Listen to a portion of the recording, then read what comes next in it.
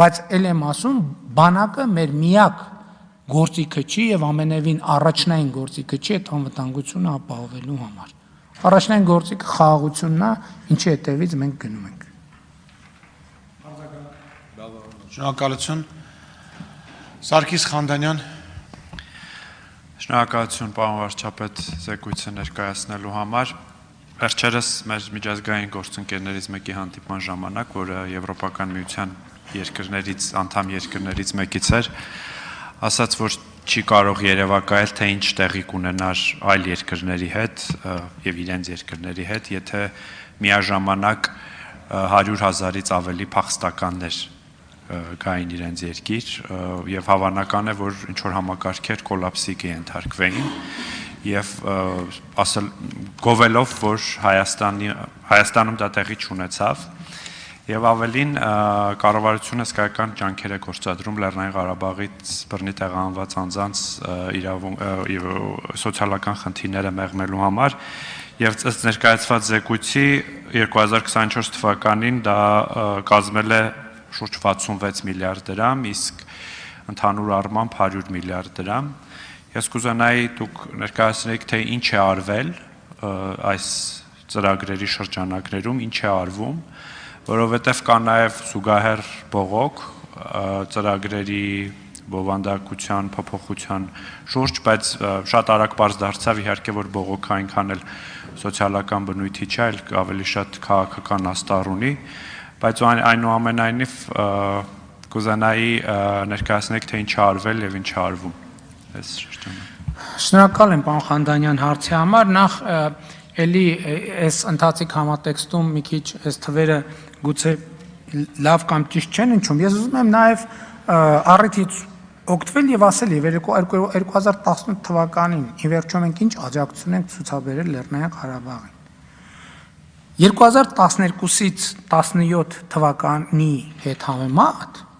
մենք պատկերացրեք, եկեք վերցնենք 2012-ից 2017 թվականի համեմատ 2018-ից մինչև 2023 թվականի սեպտեմբերը Հայաստանի կառավարությունը Լեռնային Ղարաբաղին 367 միլիարդ դրամով կամ 130%-ով ավել գումար է հատկացրել Լեռնային Ղարաբաղին։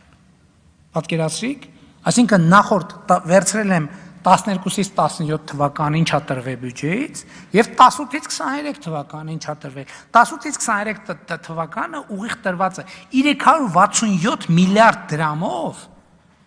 կամ 132 անգամ ավել աջակցություն է ցուցաբերվել։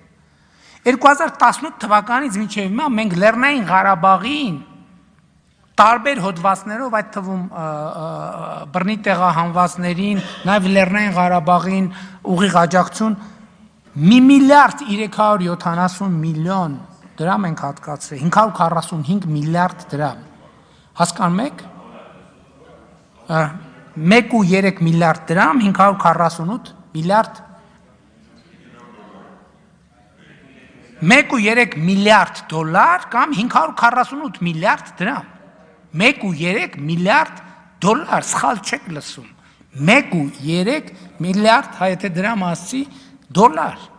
հասկանում եք, այն տպավորությունը, որ փորձ է արվում ստեղծել, որ կառավարությունը Լեռնային Ղարաբաղի ժողովրդի, Լեռնային Ղարաբաղի հետ կապված, բայց գումարներն ինչի են տրվել։ Դե այդ առանձին հարց է։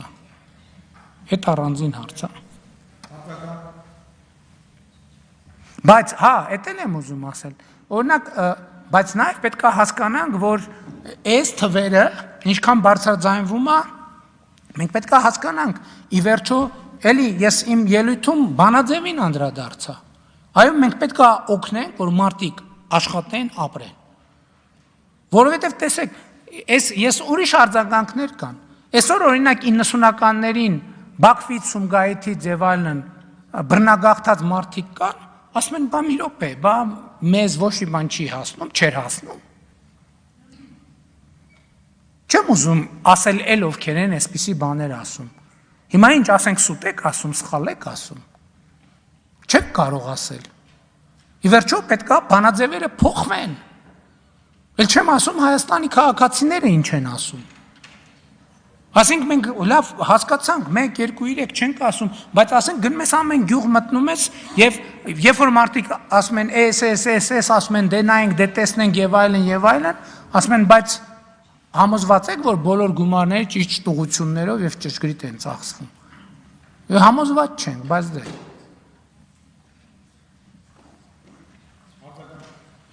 Եվ